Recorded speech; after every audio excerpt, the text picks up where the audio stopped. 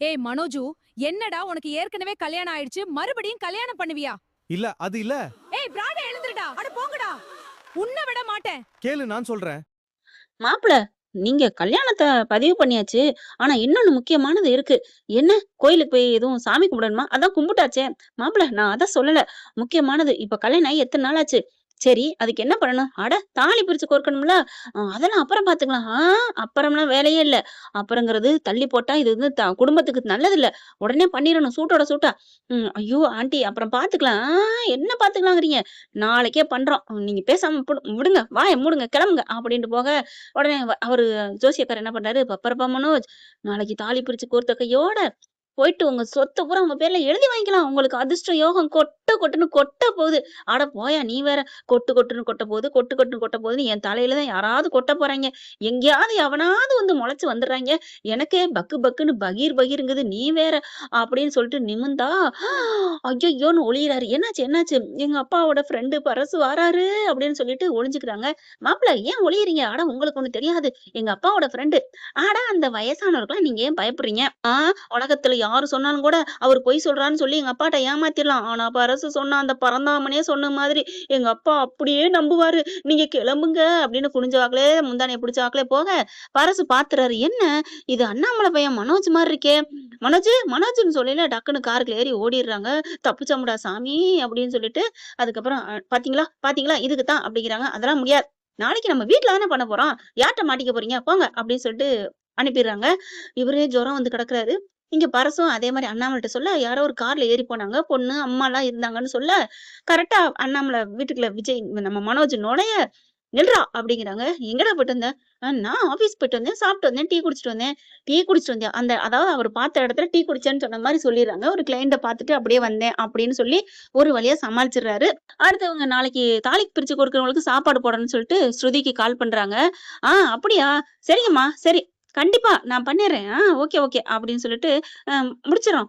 "ஆட்கள வச்சு குடுத்துர்றேன்" அப்படின்னு சொல்லிட்டு ஸ்ருதி சொல்லிர்றாங்க. முடிஞ்சதுக்கப்புறம் "என்ன?" அப்படின்னு கேட்கிறாரு ரவி. "ஒண்ணும் இல்ல. அந்த ஒரு பொண்ணுக்கு போயிட்டு ஆர்டர் குடுத்தோம் இல்லையா? சாப்பாடு கனகா." மனோஜ், கனகாவா?" அப்படின்னு தூக்கி வாரி போடுது. அவங்க தான் ஆர்டர் கேட்டிருக்காங்க. நாளைக்கு ஏதோ தாலி பிரிச்சு கோர்க்கிற ஃபங்ஷனா? ஐய்யய்யோ! என் அத்தை, என் மாமியாக்காரிக்கு அறிவே இல்ல."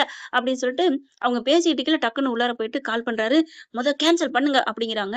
இங்க ரவியும் ஸ்ருதியும், சரி எல்லாத்தையும் போய் ஆர்டர் பண்ணி இன்னைக்கே ப்ரிப்பேர் ஆகணும். நாளைக்கு கொண்டு போய் குடுக்கணும்.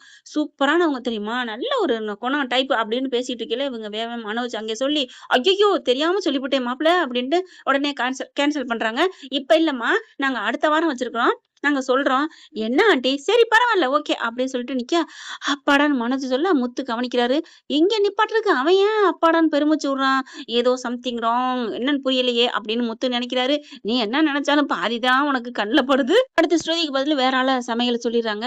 இங்க எல்லாம் மறுநாளைக்கு இவரு பார்த்தா சூப்பரா ட்ரெஸ் பண்ணி கிளம்ப, "என்னடா மாப்பிள்ளை மாரி கிளம்புற?" ஒண்ணும் இல்ல. சும்மா தான்" அப்படிங்கிறாங்க. "ஒரு கல்யாணத்துக்கு போறேன். கல்யாணத்துக்கு போறேன், கல்யாணத்துக்கு போறேன்னு கிளம்பிட்டே இருக்கிறேன்.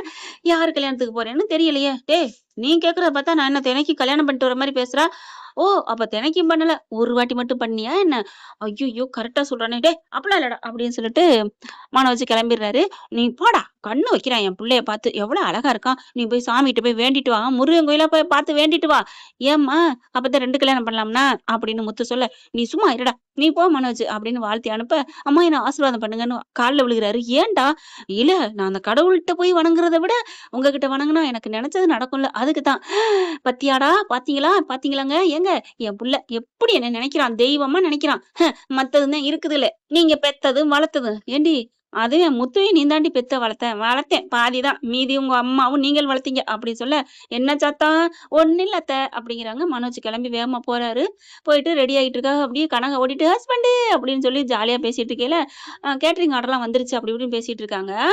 அப்பதாங்க அங்க ஒரு ட்விஸ்ட் நடக்குது பார்த்தீங்கன்னா, நெறைய விஐபிலாம் சொல்லியிருக்காங்க, வந்துட்டு இருக்காங்க. மனோஜ் ரூம்குள்ள உட்காந்து பக்கு பக்குன்னே இருக்காரு. "ஏன் மாப்ள பயப்படுறீங்க?" "அதான் எங்களுக்கு தெரியாம நீங்க பண்றதுன்னா பயப்படணும். எங்களுக்கு தான் தெரியும்ல." "இல்ல யாராவது வந்து மாட்டிக்கிட்டா?" "யார் வந்து மாட்டினா என்ன? சொல்லிக்கங்க. யாருக்கும் பயம் இல்ல. அந்த ரோஹிணி வந்து பார்த்துட்டா என்ன ஆகும்? அதெல்லாம் முடியாது. நடக்காது. நீங்க தைரியமா இருங்க." அப்படின்னு சொல்லிட்டு என் ஃப்ரெண்டு வரேன்ட்டு இருக்கா. அப்படின்னு வாசல்ல நின்றா கரெக்ட்டா வராங்க. அது யாரு தெரியுமா? நம்ம பார்லர் அம்மா. பலகுரல் அம்மாங்க. "சுருதி அம்மா தான். வாங்க, வாங்க" அப்படின்னு சொல்லி கூப்பிட, "ஏய் ஏன்டி இவ்வளோ லேட்டு? உனக்காக நான் எவ்வளோ வெயிட் பண்ணிட்டு இருந்தேன் தெரியுமா?" ஊ அப்படின்னு பேசிக்கிறாங்க. அப்படியே ஜாலியா என்ஜாய் பண்ணி பேச, நல்லாருக்கு. உடனே டக்குனு வந்து ஜூஸோ அது இதுன்னு குடுக்குறாங்க. "சூப்பரா இருக்கு. எங்க?" அப்படிங்கிற ஒரு கேட்டரிங்க சொல்றாங்க. "ஏன் இதுக்கு சொன்னீங்க? என் பொண்ணே வச்சிருக்கா. மாப்பிள்ளையும் பொண்ணும். சூப்பரா இருக்கும் தெரியுமா?" "அப்படியா? எனக்கு தெரியாம போச்சே. சரி இனிமே நான் அவங்கள கூப்பிடுறேன்." அப்படின்னு சொல்லி சமாளிச்சுக்கிறாங்க. ரொம்ப சந்தோஷம் அப்படின்னு சொல்லிட்டு பொண்ண பார்க்குறாங்க. "கனகா நல்லா இருக்கியாம்மா?" அப்படின்னு சொல்ல, நல்லா இருக்கேன் ஆன்ட்டி" அப்படிங்கிறாங்க. "ஏம்மா இந்த பொண்ணுக்கு ஒரு வாழ்க்கை குடுத்துருக்கான்னா, அவ நல்ல மாப்பிள்ளையா தான் இருக்கணும். நல்ல குணம்." "ஆமாம்மா குணம் தான். இருந்தாலும் என் சொத்து பூரா மாப்பிள்ளைக்குன்னோனே கொஞ்சம் இறங்கி வந்திருக்காங்க. அப்புறம் மாப்பிள்ளை வேணும் வேணான்ட்டு விட்டுட்டு ஓடி போயிற மாட்டானே! காசு கீச பறிச்சுட்டு. ச்சே! அவன் ஒரு ஏமாந்த சோனகிரி. அதனால தான் நான் அவன மாப்பிள்ளையா புடிச்சிருக்கேன்" அப்படிங்குது. அப்படின்னா ரோகிணி மாதிரி இவங்களும் ஏமாந்த சோனகிரியா மனோஜ நெனச்சுட்டு இருக்காங்க. ரோகிணி 2 அப்படின்னு சொல்லலாம். ஆமா மனோஜ் கிறுக்கன் தானே அந்த அம்மாவும் நெனைக்குது. இப்ப ரெடி ஆயிட்டு இருக்காங்க. சரி வாங்க மாப்பிள்ளை பொண்ண கூப்பிடுங்க அப்படிங்கிறாங்க. "மாப்பிள்ளை வாங்க எல்லாரும் வந்துட்டாங்க." வர்றேன்" அப்படின்ட்டு வந்தா, ஸ்ருதி அம்மாவ பார்த்தோன்னே, ஐயோ! தீக்குச்சி நிக்குதே! உரசாமலே பத்திக்குமே! பட்டக்குன்னு திரும்பி ஓட பார்க்குறாரு. "மாப்பிள என்ன? என்னத்த காரியம் பண்ணிட்டீங்க? இன்னைக்கு நான் மாட்டுனேன். என்ன? மாட்டுனா கைமா தான். என்னைய போட்டு நச்சு எடுப்பாங்களே!" கற்பனை பண்ணி பார்க்குறாரு. முத்து ஜங்குன்னு குத்துறாரு. அவங்க அம்மா அத விட அடி நொறுக்குது. "ஐயய்யோ! இது வேணாம்மா, வேணாம்" அப்படின்னு நெனச்சுட்டு ஒளிஞ்சுக்கிறாரு. "அட வாங்க மாப்பிள, அங்க நிக்கிறது என் தம்பி மாமியாருங்க." ஐய்யய்யோ! இப்ப எப்படி அவள சொல்றது? அவ என் ஃப்ரெண்டாச்சே! இவள போன்னு சொல்ல முடியாது. என்ன பண்ணுது? சரி இருங்க. ஏதாவது பூவ தலையில சுத்திக்கலாமா? அப்படிங்கல. எப்படிங்க? நம்ம இதுல வழக்கம்ன்னு சொல்லிக்கிறோம்னு பூவ மாட்டி விட்டுர்றாங்க. ஸ்ருதி அம்மா என்ன பண்ணுது? எங்க மாப்பிள இந்தா வராரு. ஐயோ! என்ன தேவிகா? முகத்தையே காணோம். முகத்த அப்புறம் பார்த்துக்கலாம். எங்க இதுல அப்படித்தான் வழக்கம். அப்படிலாம் இல்லையே அப்படிங்கிறாங்க. அது உனக்கு தெரியாது அப்படின்னு சொல்லிட்டு என்ன பண்றாங்க, மாப்பிள உட்காருங்க. பூவ விலக்கிட்டு பார்க்கலாமா? மாப்பிள்ளைய பார்க்க ஆசையா இருக்கு. அது கல்யாணம் முடிஞ்சதுக்கு அப்புறம் தான். ஏதோ கல்யாணம் முடிஞ்சோனே எப்படியாவது விரட்டி விடலாம்ன்னு நெனச்சுக்கிட்டு இருக்குது கனக அம்மா. இப்ப தாலி கட்டுறதுக்கு பிரிச்சு கோர்க்குறாங்க. தாலி கட்ட போகையில என்ன பண்ணுதுங்க, அந்த புள்ளைங்க ஓடி ஆடி விளையாடுங்க இல்லையா? கரெக்ட்டா ஒரு சரத்த புடிச்சு இழுத்துருது. பைங்கின்னு விலகிருது. சொய்ங்கின்னு விலங்குனோனே, "ஐயய்யோ!" அப்படின்னு டபக்குன்னு இழுத்து மூடி பார்க்குறாரு. ஸ்ருதி அம்மா பார்த்துருது. "மாப்பிள மனோஜ் மாப்பிள" அப்படிங்கையில, என்னம்மா?" அப்படின்னு தேவிகா கேட்க, "ஏங்க இவருக்கு ஏற்கனவே கல்யாணம் ஆயிடுச்சு. இன்னும் டைவர்ஸ் ஆகல. அதுக்குள்ள கல்யாணம் பண்ண போறீங்க? ஏன்டி இப்படி பண்ற?" அப்படின்னு அவங்க ஃப்ரெண்ட் கேட்க, இல்ல சொல்றத கேளு. வீட்டுக்கு தெரியாம தான் பண்ணியிருக்காரு. டைவர்ஸ் கிடைச்சிருமா?" அப்படி இப்படின்னு நடந்ததெல்லாம் சொல்ல, "உனக்கு அறிவே இல்லையா? என்ன தேவிகா? உன் பிள்ளைக்கு என்ன குறை? அதெல்லாம் சரியாயிரும். சரியானா கல்யாணம் ஆகி ஃபர்ஸ்ட் டைம் நடக்கணும்னு இருக்காங்களே, அதனால தான்." ஐயோ! எந்த உலகத்துல நீ இருக்கிற? ஐயோ! அவனுக்கு கல்யாணம் ஆயிருக்கு. அந்த பொம்பள சரியான ராட்சசி. நீ ரோகிணிட்ட மாட்டிக்கிட்டு முழிக்க போற.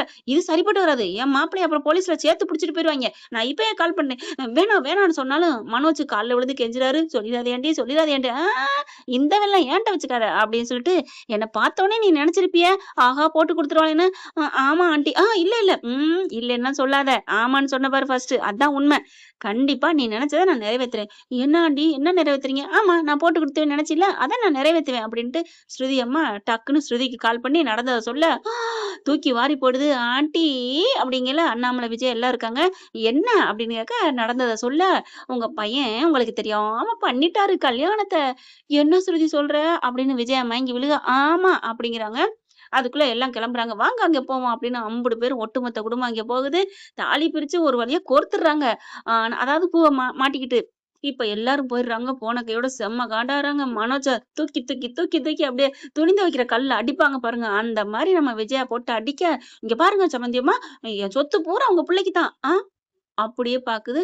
சொத்து பூரா குடுத்துட்டா, இந்த மாரி பொண்ண என் புள்ள தலையில கட்டுவியா? அப்படிங்கையில, வேணா உங்க பேர்லயே எழுதி வச்சுறேனே ஒரு 10 கோடி. 10 கோடியா? அப்படின்னோன பல்ல காமிச்சுக்கிட்டு நிக்குது.